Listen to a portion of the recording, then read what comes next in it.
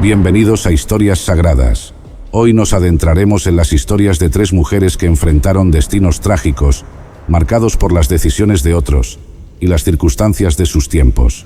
A través de Atalía, la concubina del levita, y la hija de Jefté, veremos cómo el poder, el sacrificio y la injusticia moldearon sus vidas y dejaron lecciones profundas sobre las consecuencias de nuestras acciones y la fragilidad del poder humano.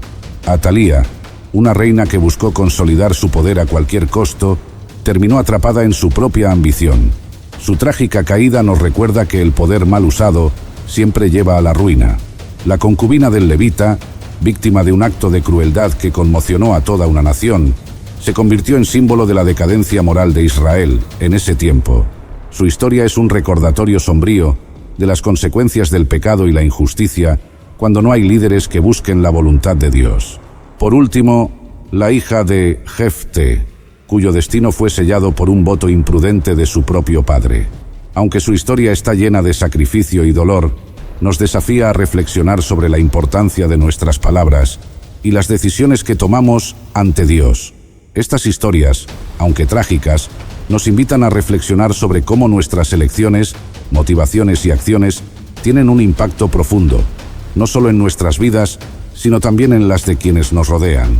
Acompáñanos a descubrir las lecciones que se esconden en estas historias llenas de tragedia y advertencia.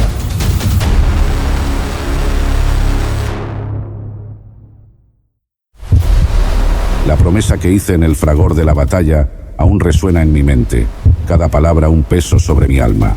Si me das la victoria, lo primero que salga de mi casa al regresar será para el Señor. Mientras marchaba de vuelta, la gloria de la victoria se mezclaba con un temor indescriptible. El camino a casa se volvió interminable, cada paso cargado de incertidumbre y dolor. Al llegar, vi la puerta abrirse, y el destino que había sellado con mi propia promesa se hizo realidad.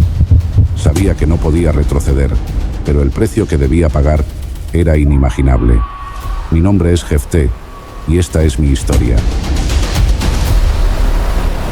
Todo comenzó cuando fui rechazado por mi propia sangre, por aquellos que deberían haber sido mi familia.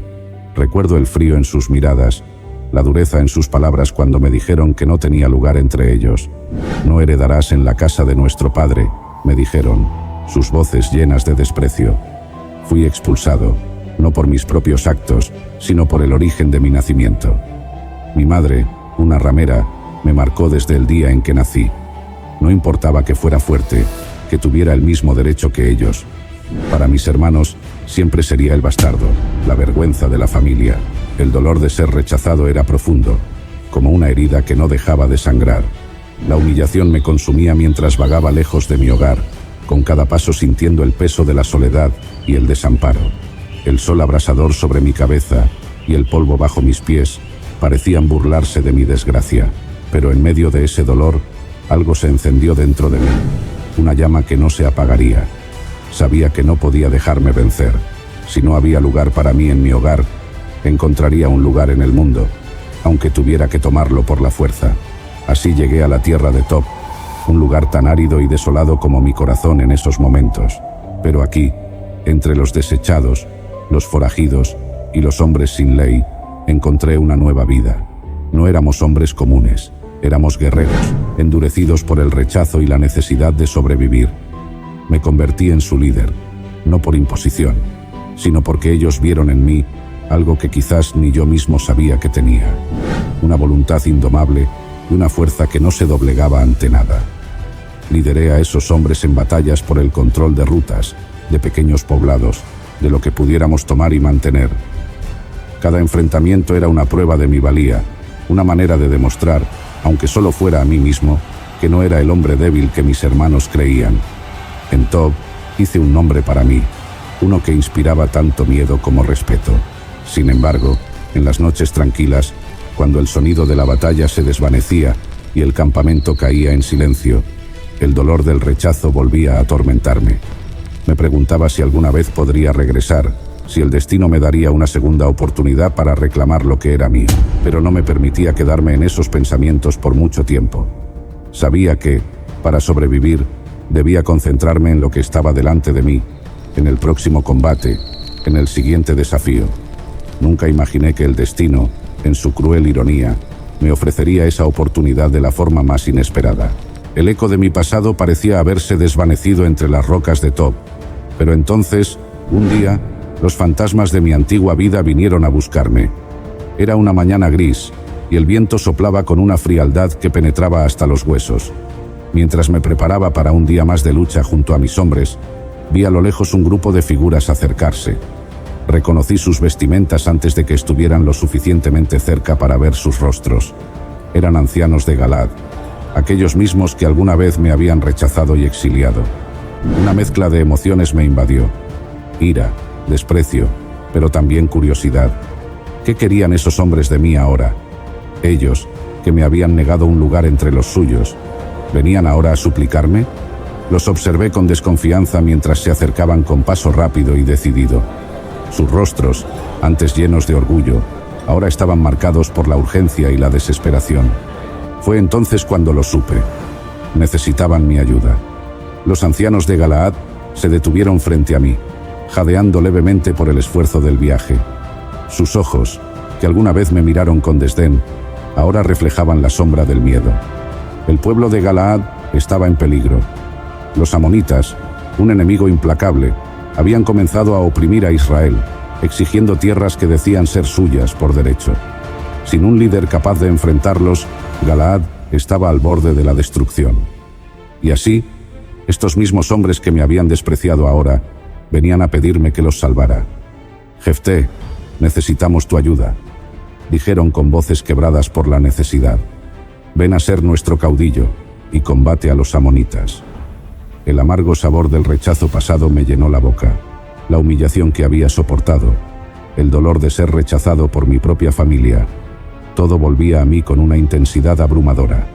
Quería gritarles, echarlos de mi vista, hacerles sentir el mismo dolor que ellos me habían causado, pero sabía que esta era mi oportunidad, no solo para demostrar mi valía, sino para reclamar lo que siempre había sido mío por derecho. Sin embargo, no iba a dejar que esa oportunidad se me escapara sin asegurarme de que nunca volverían a traicionarme. ¿No fueron ustedes los que me aborrecieron y me expulsaron de la casa de mi padre? ¿Y ahora vienen a mí cuando están en apuros?, les dije, dejando que mi voz mostrara todo el desprecio y el rencor acumulados durante años. Los ancianos bajaron la cabeza, incapaces de sostener mi mirada. La vergüenza era palpable en el aire, pero también la desesperación. «Por eso hemos vuelto a ti ahora», respondieron, sus voces llenas de una sumisión que nunca había imaginado escuchar de sus labios. «Si vienes con nosotros y peleas contra los amonitas, serás jefe de todos los habitantes de Galaad». Su oferta era tentadora, pero aún no confiaba en ellos. ¿Qué garantía tenía de que no me traicionarían una vez que la batalla hubiera terminado? Si me traen de vuelta para pelear contra los amonitas y el Señor me los entrega, ¿seré realmente vuestro jefe?, pregunté, asegurándome de que no habría artimañas después de la victoria. «El Señor es testigo entre nosotros», respondieron solemnemente. Sus palabras estaban cargadas de una gravedad que no podía ignorar. «Cumpliremos lo que has dicho». El juramento estaba hecho y la oferta aceptada. Volvería a Galaad, pero esta vez no como el hijo bastardo rechazado, sino como su líder, como el caudillo que los guiaría a la victoria o a la muerte. La ironía de la situación no se me escapaba. La tierra que me había rechazado ahora clamaba por mi regreso, y yo, en mi corazón endurecido, me sentía listo para enfrentar cualquier cosa. Regresé con ellos a Galaad, mi hogar olvidado. Mientras recorría las calles que alguna vez fueron mías, el aire parecía cargado de un silencio expectante.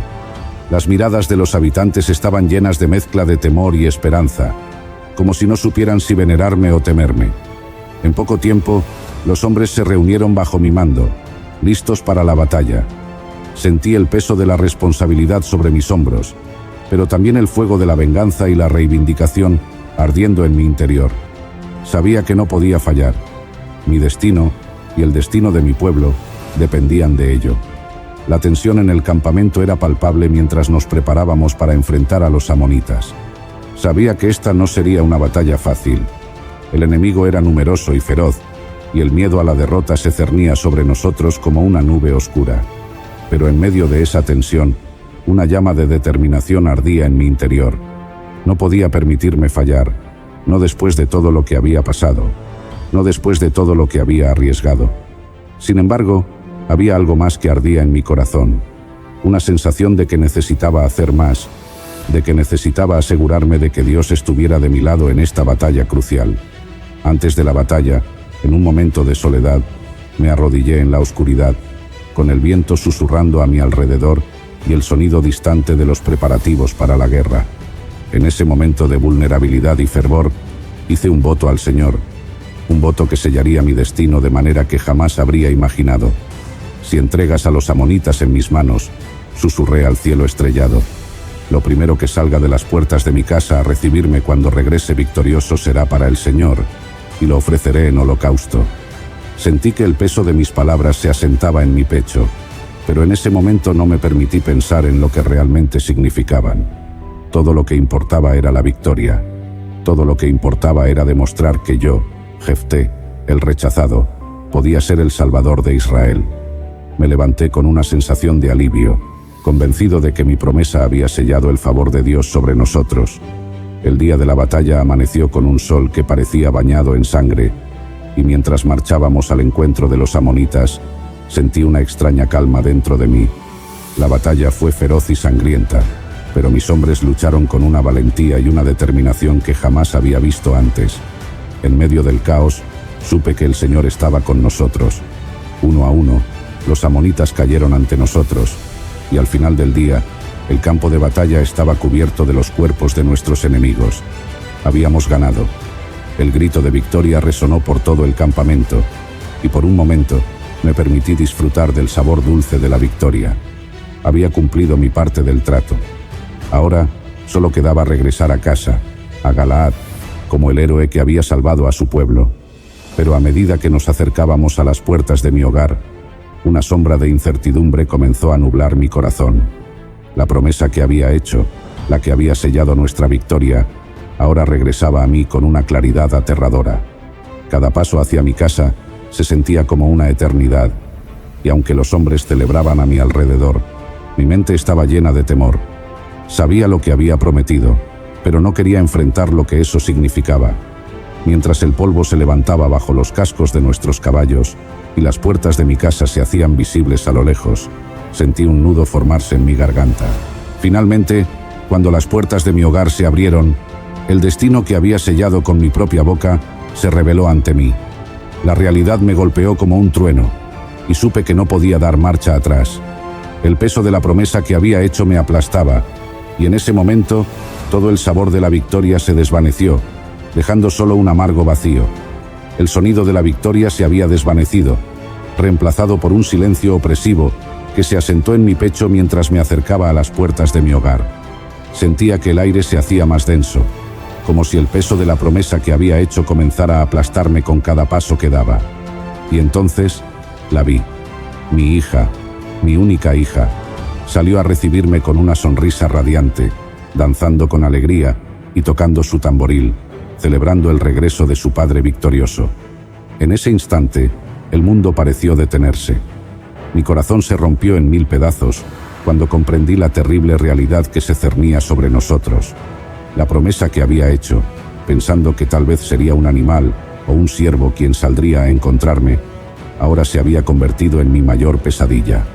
Mis labios, que habían sellado un pacto con el Dios Todopoderoso, me habían condenado a perder lo que más amaba en este mundo. El dolor me atravesó como una espada, y supe que mi vida, que hasta ese momento había estado marcada por luchas y sacrificios, ahora sería definida por esta tragedia irreparable.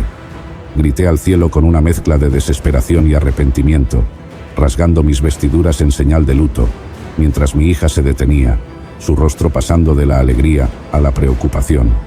«¡Ay de mí, hija mía!», exclamé, mi voz quebrada por la angustia. «Me has quebrantado, y yo mismo me he atado con mis palabras, porque he hecho un voto al Señor y no puedo retractarme». Cada palabra salía de mis labios como un susurro de agonía, mientras la gravedad de mi situación me golpeaba con una fuerza indescriptible. Ella, mi querida hija, al escuchar mis palabras, no se echó a llorar, ni se rebeló contra el cruel destino que ahora le esperaba. En lugar de eso, me miró con una serenidad que solo un corazón puro podría mostrar. Su voz, calmada y llena de una sabiduría que parecía demasiado madura para sus años, me respondió: «Padre, si has hecho un voto al Señor, cumple con lo que has prometido, pues el Señor te ha concedido la victoria sobre tus enemigos, los amonitas». En ese momento, supe que el dolor no solo era mío, sino también suyo. A pesar del miedo y la tristeza que debía sentir, su fe en Dios y en su Padre era tan fuerte que estaba dispuesta a aceptar su destino sin reproches. Los días que siguieron fueron una mezcla de dolor, preparación y una tristeza que penetraba hasta mis huesos. Aunque la victoria sobre los amonitas había salvado a Israel, me sentía como un hombre derrotado.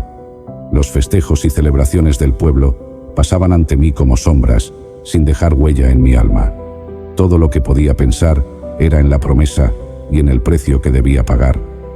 Mi hija pidió tiempo para llorar su destino, y durante esos días vagó por las colinas, acompañada por sus amigas, lamentando la vida que nunca podría tener, el matrimonio que nunca celebraría y los hijos que nunca sostendría en sus brazos. La despedida fue amarga, llena de palabras que no lograban capturar la magnitud del dolor que sentíamos. Quería decir tanto, explicarle todo lo que estaba en mi corazón, pero las palabras se me escapaban, dejando solo el silencio y las lágrimas como testigos de lo que estaba por venir. Cada gesto suyo, cada mirada, se grabó en mi memoria como un recordatorio de lo que estaba a punto de perder para siempre. No hubo resistencia, no hubo reproches, solo una aceptación dolorosa de un destino sellado por mis propias manos. El día en que cumplí mi promesa, el cielo estaba gris, como si el mismo universo llorara conmigo.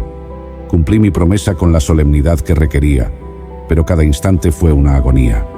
El peso del sacrificio que hice me perseguiría por el resto de mis días, una marca indeleble en mi alma.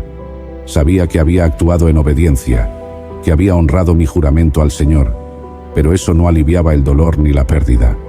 No había consuelo en mi victoria, solo un vacío donde una vez hubo esperanza. Después de ese día, mi vida nunca fue la misma. A pesar de que el pueblo de Israel fue liberado y mi nombre se grabó en la historia como un gran líder, en mi corazón llevaba la carga de mi promesa, un recordatorio constante de que las palabras tienen un poder inmenso, capaz de construir o destruir. Cada vez que veía a mi pueblo vivir en paz, recordaba el sacrificio de mi hija, quien con su valentía y fe se convirtió en el más doloroso recordatorio de la fidelidad a Dios. Y así, aunque seguí liderando a Israel con firmeza y justicia, la alegría que alguna vez tuve se desvaneció con el viento, dejándome solo con el peso de un juramento que cambió mi vida para siempre. Después de cumplir mi promesa, regresé a liderar a Israel, pero el peso de mi decisión me acompañó siempre, como una sombra que nunca se disipa. Aunque la paz reinaba en la tierra, mi corazón nunca volvió a encontrar la tranquilidad. Había ganado la batalla contra los amonitas, pero en el proceso había perdido lo más preciado para mí, mi hija, mi única descendiente. El pueblo de Israel, aunque agradecido por la liberación, también quedó marcado por la tragedia. Mi sacrificio se convirtió en una lección grabada en la memoria de todos, una advertencia sobre la gravedad de hacer promesas al Señor y el costo de la fidelidad. Cada año, las jóvenes de Israel salían durante 4 días para lamentar el destino de mi hija, recordando la dolorosa consecuencia de un juramento hecho en un momento de desesperación. Mi liderazgo, a pesar de la victoria sobre los amonitas, fue siempre visto a través del lente de este sacrificio. Goberné con justicia y determinación, defendiendo a Israel de las amenazas que aún acechaban nuestras fronteras. Sin embargo, sentía que una parte vital de mi ser había muerto aquel día, cuando cumplí mi promesa al Señor. Me entregué por completo a mi papel de juez, tratando de mantener el orden y la paz en Israel, pero cada victoria me recordaba lo que había perdido.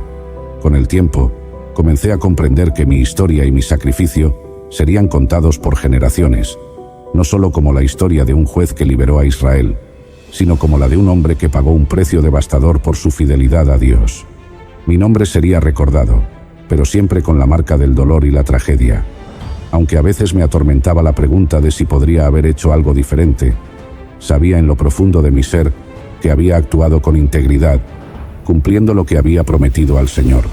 Mi vida se convirtió en un testimonio de la dualidad de la fe, la inmensa fuerza que puede otorgar y el terrible precio que a veces exige. Continué sirviendo a Israel hasta el final de mis días, guiando a mi pueblo con la misma determinación que me había caracterizado desde el principio. Pero lo hice con la certeza de que la historia de mi hija y mi promesa sería un recordatorio eterno de que las palabras pronunciadas con fervor deben ser medidas con cautela, porque pueden tener un poder inimaginable. A medida que los años pasaban y mi tiempo como líder de Israel llegaba a su fin, reflexionaba sobre la complejidad de mi camino. Mi vida, marcada por el rechazo, la lucha y la victoria, siempre estuvo acompañada por un destino trágico que nunca pude evitar. Sin embargo, incluso en medio de la tristeza, encontré consuelo en la idea de que mi sacrificio no había sido en vano. Israel había sido liberado, y aunque el costo fue alto, mi hija y yo habíamos cumplido nuestro destino en el gran plan de Dios. Gracias por acompañarnos en este viaje a través de la historia de Jefté. Si esta narración ha tocado sus corazones y les ha inspirado, les invito a dejar su me gusta en este video. Su apoyo es invaluable y nos motiva a seguir trayendo más contenido lleno de enseñanzas y esperanza. No olviden suscribirse al canal y activar la campana de notificaciones para que sean los primeros en saber cuándo se publica el próximo episodio. Seguiremos compartiendo historias sagradas que esperamos sean de gran bendición para ustedes y sus familias. Que Dios los bendiga abundantemente y que su fe se fortalezca cada día. Recuerden que, así como Dios guió a Jefté en sus momentos más oscuros, Él también está dispuesto a guiarlos a ustedes, si le abren sus corazones y confían en su plan. Hasta la próxima. Bendiciones. En una noche envuelta en sombras y presagios, la puerta de una humilde casa en Gabaa se cerró con un golpe sordo, sellando un destino terrible. Afuera, una multitud clamaba, su ira retumbando como un trueno lejano, pero en el interior, el miedo se palpaba como una niebla espesa. La concubina, despojada de toda esperanza, era arrojada a la turba. Lo que siguió fue una noche de horror que eclipsó el alma de todo Israel.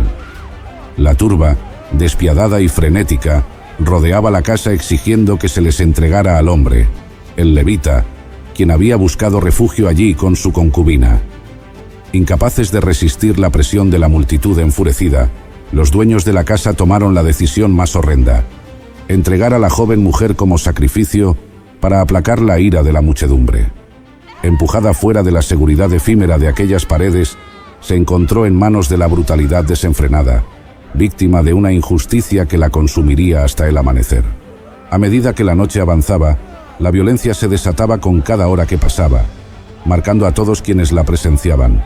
La mujer, abandonada a su suerte, sufría inimaginables tormentos mientras las estrellas se ocultaban, como avergonzadas de presenciar tal vileza. Al alba, lo que quedaba de ella era apenas una sombra de lo que alguna vez fue, un recordatorio sombrío de la maldad que los hombres pueden alcanzar.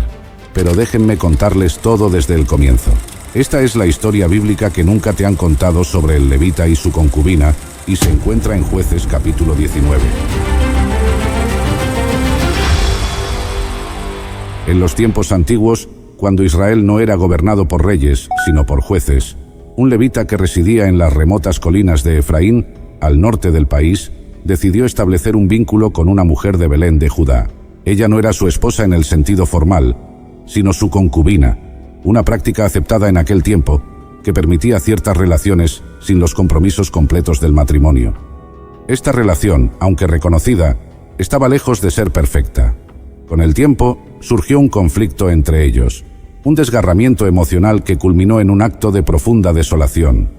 La mujer fue infiel a su compañero.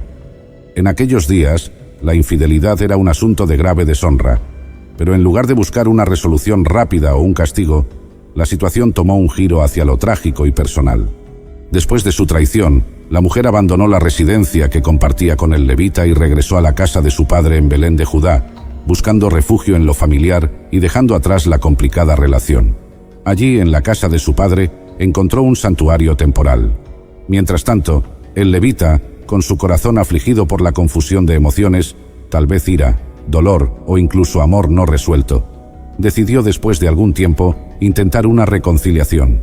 Este paso no solo sugiere que aún había lazos emocionales entre ellos, sino que también subraya las complejidades de las relaciones humanas, incluso en un contexto tan antiguo y diferente al moderno.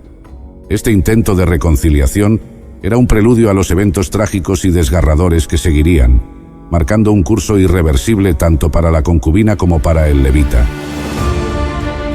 Después de que su concubina lo dejara, el levita, movido por una mezcla de deseos de reconciliación y quizás también de retener la dignidad dentro de su relación, se preparó para viajar a Belén de Judá, al hogar del padre de la mujer. Armado con un corazón dispuesto a perdonar y quizás reconstruir lo perdido, llevó consigo a su siervo y 2 asnos, uno para montar y otro para llevar sus provisiones, señal de un viaje de consideración y seriedad. Al llegar a Belén, el levita fue recibido con más que simple cortesía. El padre de la concubina, al verlo, lo acogió con una hospitalidad desbordante. Este acto puede interpretarse como una combinación de respeto hacia el levita y una posible aprobación de su intento de reconciliación. Día tras día, el padre insistió en que el levita prolongara su estancia, extendiendo la hospitalidad día tras día, una costumbre profundamente arraigada en la cultura de la época, donde la generosidad del anfitrión se medía en la extensión y calidad de la acogida. Durante su estancia en Belén, el levita se encontraba en un cruce de emociones y decisiones. Cada día que pasaba en la casa del padre de su concubina no solo era un testimonio de la generosa hospitalidad de su anfitrión, sino también un tiempo de reflexión y posiblemente de renovación emocional. Las mañanas comenzaban con el amable bullicio de la preparación de comidas, mientras los aromas de pan fresco y guisos llenaban la casa, creando un ambiente cálido y acogedor. El padre de la concubina, en un gesto de aceptación y perdón, no dejaba piedra sin mover para asegurarse de que su huésped se sintiera valorado y respetado. Las tardes eran ocasiones para conversaciones profundas, posiblemente paseando por los campos cercanos o sentados bajo la sombra de los olivos, donde el levita y el padre de la concubina discutían sobre lo que había ido mal y cómo podrían asegurar un futuro mejor para la joven pareja. Estas discusiones, aunque a veces tensas, eran necesarias para el proceso de curación y entendimiento mutuo. El padre, actuando como mediador y consejero, trataba de infundir sabiduría y guía, subrayando la importancia de la lealtad y el compromiso mutuo. Mientras tanto, la concubina observaba desde una distancia prudente, su presencia discreta pero cargada de expectativa y ansiedad por el resultado de estas largas deliberaciones. Su retorno al hogar de su padre había sido un paso desesperado por buscar refugio ante el dolor y la confusión, pero ahora se enfrentaba a la posibilidad de un nuevo comienzo con el hombre que había elegido dejar atrás. El 5.º día, el ambiente en la casa se tornó más ligero y festivo. El padre organizó un banquete más elaborado, una señal de celebración, quizás anticipando un resultado positivo de las negociaciones. La comida fue abundante, y el vino, símbolo de alegría y festividad, fluyó generosamente. Risas y música llenaban el aire, mientras vecinos y amigos se unían, conscientes o no de su papel en el fortalecimiento del tejido comunitario y familiar tras el conflicto. A lo largo de estos días, el levita también tuvo tiempo para reflexionar sobre su propia parte en los problemas pasados. La soledad de sus primeras noches en Belén le había dado espacio para considerar la profundidad de sus sentimientos hacia su concubina y el dolor que su separación había causado. Esta introspección fue crucial, pues reconoció que cualquier intento de reconciliación requeriría no solo perdón, sino también un compromiso renovado y genuino de mejorar como pareja. Finalmente, el 5.º día llegó a su fin, y aunque el padre de la concubina una vez más trató de persuadir al levita para que extendiera su estancia, este sintió que era momento de partir. El levita, su sirviente y la concubina, ahora con un frágil pero esperanzador entendimiento renovado, prepararon sus cosas para volver a Efraín, llevando consigo los recuerdos de días de reflexión y la esperanza de un futuro más estable y armonioso. Al amanecer del 6.º día, el levita, su concubina y el sirviente hicieron los preparativos finales para su viaje de regreso a las colinas de Efraín. A pesar de la insistencia del padre de la concubina para que se quedaran un día más, el levita decidió que era hora de partir.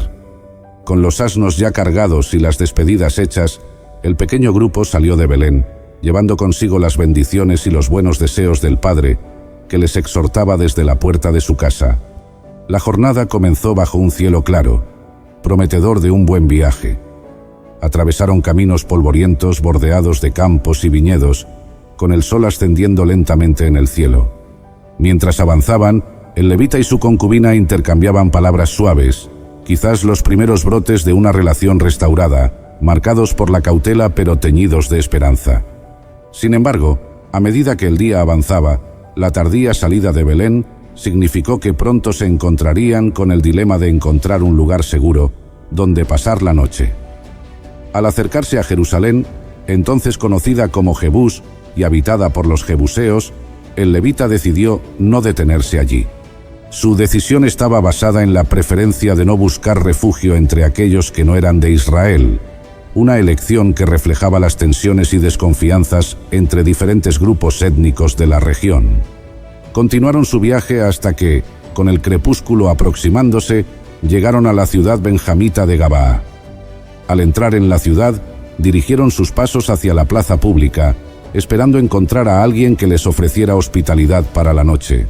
El sol se ponía bañando la plaza en tonos de oro y sombra, y la quietud del lugar parecía presagiar la dificultad que tendrían en encontrar un lugar donde descansar. Por un tiempo, nadie se acercó a ellos.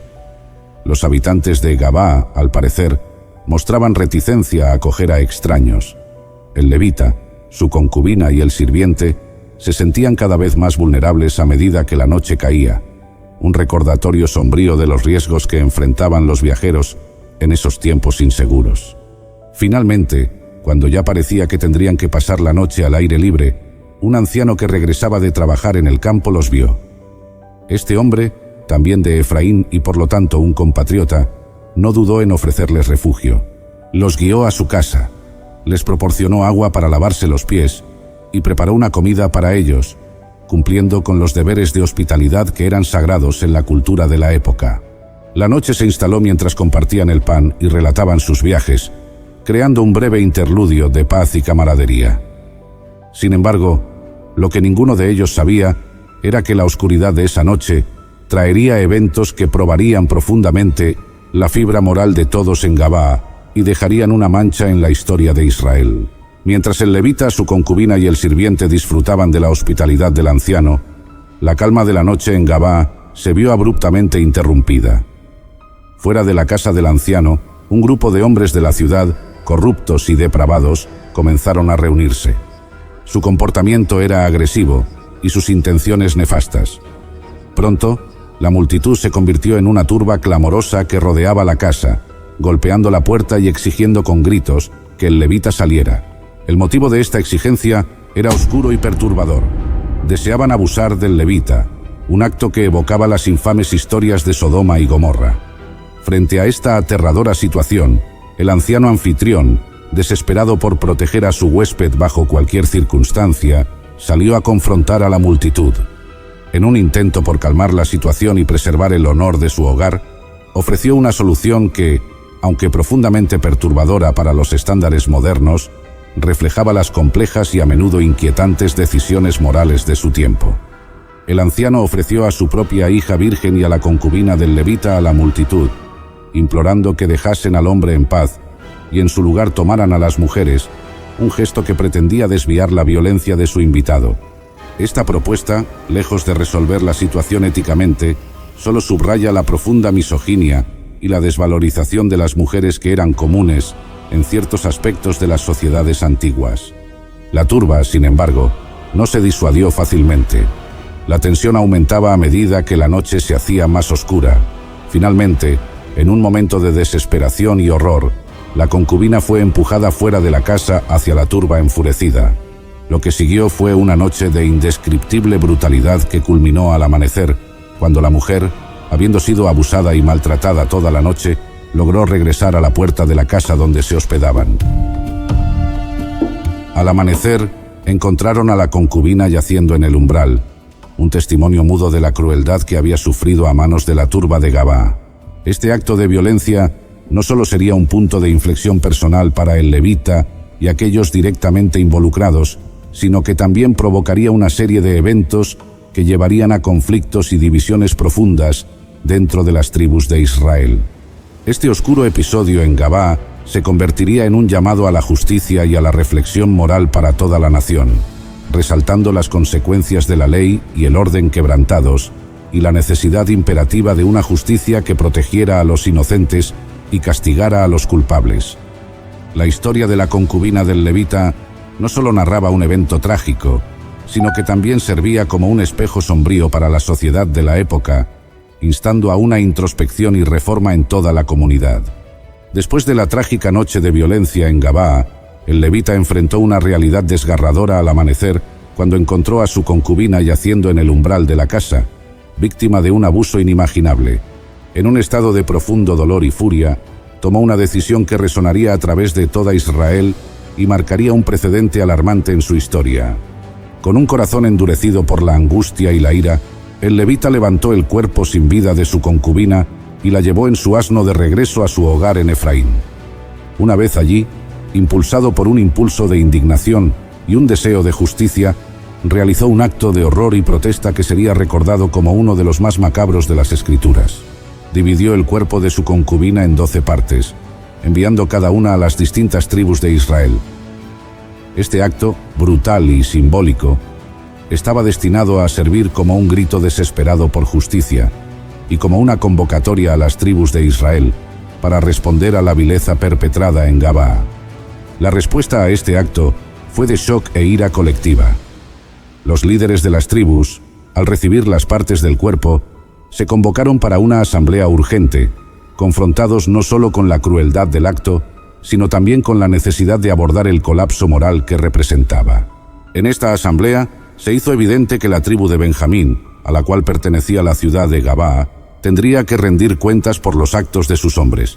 La asamblea de las tribus exigió que los culpables dentro de Gabaa fueran entregados para enfrentar la justicia. Sin embargo, la tribu de Benjamín rehusó entregar a los hombres de Gabaa, lo que llevó a un conflicto armado devastador conocido como la Guerra Civil de Benjamín. Las tribus de Israel, unidas en su repudio a la atrocidad, se levantaron contra Benjamín en una serie de batallas sangrientas. Esta guerra interna casi resultó en la aniquilación completa de la tribu de Benjamín. El conflicto culminó en una profunda tragedia para Benjamín, que perdió una gran parte de su población y sufrió gravemente en términos de infraestructura y moral. Al final, las tribus restantes de Israel, movidas por un sentido de pérdida fraternal y la devastación de la guerra, tomaron medidas para asegurar que Benjamín no desapareciera de Israel.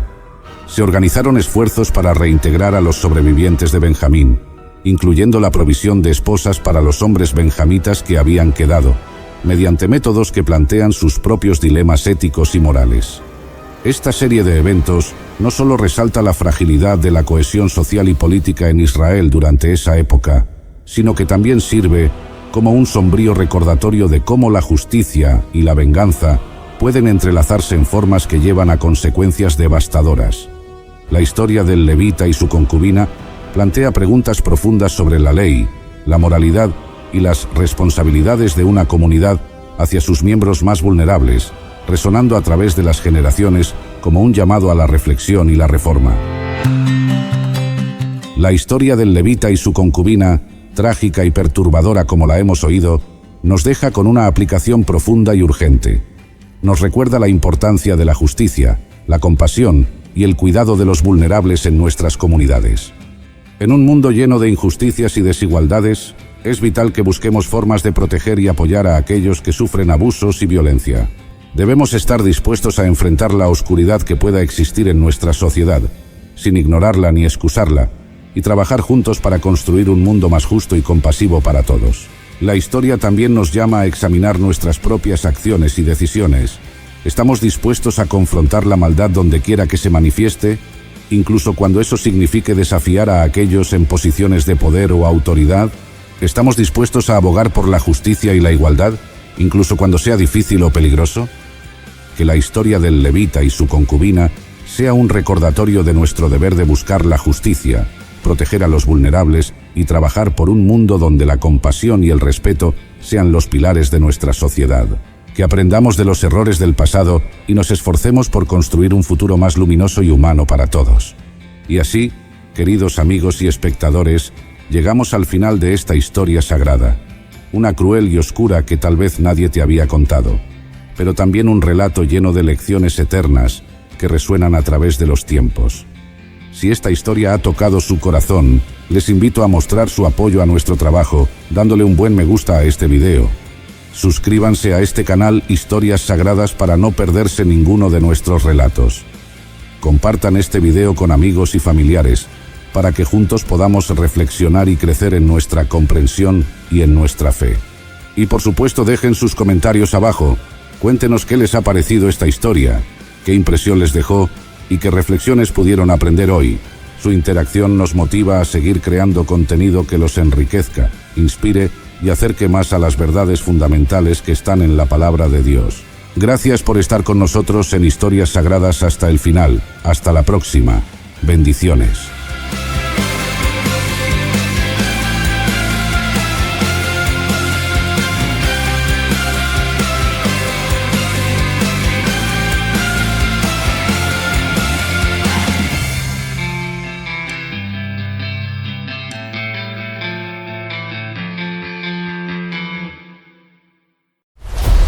Atalía es un personaje cuya historia merece ser contada con detalle y precisión.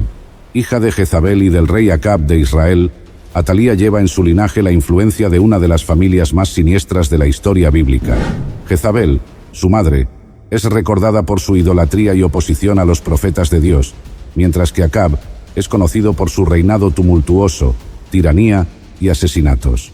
Ambos son considerados entre los peores y más crueles personajes de la Biblia. La conexión de Atalía con la Casa Real de Judá se dio a través de su matrimonio con Joram, hijo del rey Josafat de Judá. Esta unión fue parte de una estrategia política para fortalecer alianzas entre los reinos de Israel y Judá. Sin embargo, este matrimonio también trajo las influencias y prácticas idólatras de la casa de Acab al reino de Judá, sembrando las semillas para futuros eventos tumultuosos. Joram, influenciado por Atalía, se apartó de las enseñanzas de Dios y siguió los caminos idólatras de su esposa, lo que condujo a un reinado marcado por la idolatría y la injusticia. La Biblia describe su reinado como un período de decadencia espiritual, en el cual el reino de Judá se desvió cada vez más de los planes divinos. Esta inflexión en el camino espiritual de Judá tuvo implicaciones profundas tanto para el rey Joram como para el pueblo de Judá. Tras un reinado marcado por prácticas malignas, Joram fue gravemente herido en combate y su jornada terminó de forma trágica. De igual manera, Ocosías, hijo de Atalía y Joram, siguió los pasos de sus padres. Bajo la guía de Atalía, Ocosías perpetuó las prácticas idólatras y los desvíos morales que habían caracterizado el reinado de su padre. La Biblia nos cuenta que Ocosías hizo lo que era malo a los ojos del Señor, siguiendo los consejos de su madre y continuando el legado de idolatría y rebelión contra Dios. Tras la muerte de su esposo Joram y de su hijo Ocosías, Atalía tomó una acción sin precedentes. Ascendió al trono de Judá, convirtiéndose en la única mujer en reinar sobre este reino. La trayectoria de Atalía en el trono de Judá está marcada por actos de crueldad y decisiones implacables, resaltando en la narrativa bíblica como un período de desvíos y tumultos. La ambición de Atalía y su determinación en mantener el poder a cualquier costo la llevaron a cometer uno de los actos más atroces mencionados en la Biblia, el asesinato de sus propios nietos. Este acto atroz, descrito en el segundo libro de los Reyes, capítulo 11, revela la magnitud de la crueldad y la desesperación de Atalía en su intento de erradicar cualquier amenaza a su reinado. No dudó en eliminar a los miembros de su propia familia, los descendientes reales de Judá, incluyendo a sus propios nietos, con tal de consolidar su poder y evitar cualquier competencia futura. Esta brutal masacre no solo conmocionó al reino, sino que también puso en riesgo la promesa divina hecha a David de un linaje ininterrumpido en el trono. Además de la masacre de su familia, Atalía también es recordada por sus acciones contra la casa de Dios. Uno de los aspectos más notables de su reinado fue su alianza con los sacerdotes de Baal. Esta alianza no fue solo una cuestión de preferencia religiosa personal, sino un acto político y religioso significativo, con consecuencias de largo alcance. Atalía promovió activamente el culto a Baal en Judá, una práctica que era vista como una abominación a los ojos de Dios y un rechazo directo de la fe judía. Esta alianza con los sacerdotes de Baal representó una ruptura dramática con las tradiciones y leyes establecidas por Dios, llevando al reino aún más lejos de su fundación espiritual. Sin embargo, en medio del reinado sombrío y tiránico de Atalía, surge una historia de coraje, fe y preservación. La historia de la supervivencia de Joás, el nieto de Atalía, representó un rayo de esperanza en medio de la oscuridad, siendo el único sobreviviente de la brutal masacre ordenada por su abuela.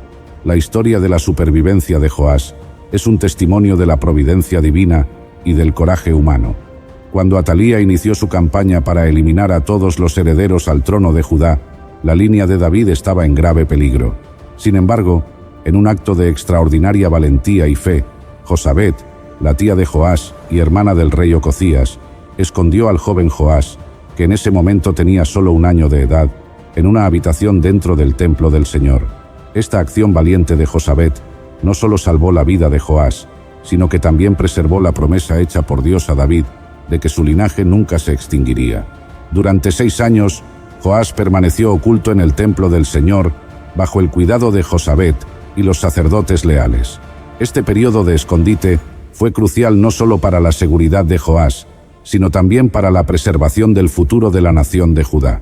Mientras Atalía reinaba sobre el reino, ajena a la existencia del heredero legítimo, escondido dentro del propio templo, la línea de David seguía viva, esperando el momento adecuado para emerger. La historia de la supervivencia de Joás alcanza su clímax en un movimiento audaz y decisivo para restaurar la línea de David al trono de Judá. Este episodio, marcado por la revuelta liderada por Joiada, el sacerdote, simboliza la restauración del orden y de la adoración apropiada en Judá. Joiada, un sacerdote de coraje y visión, reconociendo la importancia de mantener la promesa divina a David, organizó una conspiración para derrocar a Atalía y restablecer la línea davídica. Reunió a los capitanes, los guardias y a todo el pueblo del reino, formando una alianza para apoyar al joven Joás. Con una mezcla de astucia y coraje, Joiada mantuvo a Joás escondido hasta el momento adecuado, evitando que Atalía descubriera su plan. El clímax de la revuelta ocurrió cuando Joiada presentó a Joás, entonces con 7 años de edad, al pueblo de Judá, y lo proclamó rey. La Biblia describe este momento con gran detalle en el segundo libro de los Reyes, capítulo 11. Entonces Joiada sacó al niño, le puso la corona y la insignia real, le entregaron la ley y lo proclamaron rey. Lo ungieron, aplaudieron y gritaron: ¡Viva el rey! Joiada y los conspiradores tomaron medidas estratégicas para garantizar la seguridad de Joás, posicionando guardias alrededor del templo y armando a los mismos para proteger al joven rey. La proclamación de Joás como rey fue un momento de gran celebración y alivio para el pueblo de Judá. El pueblo se alegró y aplaudió, tocando trompetas y cantando en una expresión de júbilo por la restauración de la línea de David y el fin del reinado tiránico de Atalía. El capítulo final del reinado de Atalía se despliega con dramatismo y justicia poética, marcando el fin de un periodo de tiranía y el restablecimiento de la línea davídica. La reacción de Atalía a la ascensión de Joás y el subsiguiente desmoronamiento de su reinado están descritos con detalle en la Biblia, ofreciendo una conclusión impactante para su tumultuosa historia. Cuando vio al joven rey de pie junto a la columna, según la costumbre, los líderes y los trompeteros a su lado, y todo el pueblo de la tierra dando gritos de alegría y tocando trompetas, rasgó sus vestiduras y gritó: ¡Traición, traición! Cuando Atalía escuchó el sonido de la celebración del pueblo y de las trompetas en el templo, se apresuró hacia allí y se encontró con la escena. Joás, el heredero legítimo, estaba siendo proclamado rey. La Biblia narra la reacción de Atalía con una palabra poderosa: ¡Traición!, gritó, dándose cuenta de que su posición y poder estaban siendo desafiados y que su propia supervivencia ahora estaba en riesgo. Sin embargo, el curso de los acontecimientos ya estaba sellado. Joiada, el sacerdote, ordenó que Atalía fuera sacada del templo y ejecutada. Este acto no fue solo una respuesta a su usurpación del trono y al asesinato de sus nietos, sino también un simbolismo del rechazo a las prácticas idólatras y la injusticia que había traído a Judá. Joiada entonces ordenó en voz alta: no la maten en el templo del Señor. Llévenla fuera entre las filas y maten a quien la siga. La ejecución de Atalía, lejos del templo, simbolizaba la restauración del orden y la adoración apropiada en Judá. Con la muerte de Atalía, su reinado tiránico llegó a su fin. Este evento marcó un punto de inflexión para el reino de Judá, permitiendo que la nación comenzara el proceso de curación y restauración. La ascensión de Joás al trono, bajo la orientación de Joiada, prometió un retorno a las prácticas y creencias que habían sido establecidas por David y Salomón, y una renovación de la alianza de Judá con Dios. La historia de Atalía nos enseña sobre las consecuencias devastadoras de desviarse de los caminos de Dios. Atalía, hija de Jezabel y Acab, lleva consigo la herencia de la idolatría, la crueldad y la rebeldía contra Dios que caracterizaron a sus padres. Al casarse con Joram, rey de Judá, Atalía introduce las prácticas paganas en el reino, lo que llevó a la decadencia espiritual y moral del pueblo de Judá. Este desvío de la fe no solo afectó a su esposo y a su hijo Ococías, sino que también sumergió a la nación en un periodo de profunda oscuridad. La historia de Atalía nos recuerda que cuando nos alejamos de los principios de Dios, no solo ponemos en peligro nuestras vidas, sino que también arrastramos a otros hacia las consecuencias de nuestra desobediencia. El reinado de Atalía es un ejemplo claro de la ambición desmedida y del deseo de poder a cualquier costo. Para asegurar su trono, Atalía no dudó en asesinar a sus propios nietos, un acto atroz que muestra hasta qué punto la sed de poder puede corromper el corazón humano.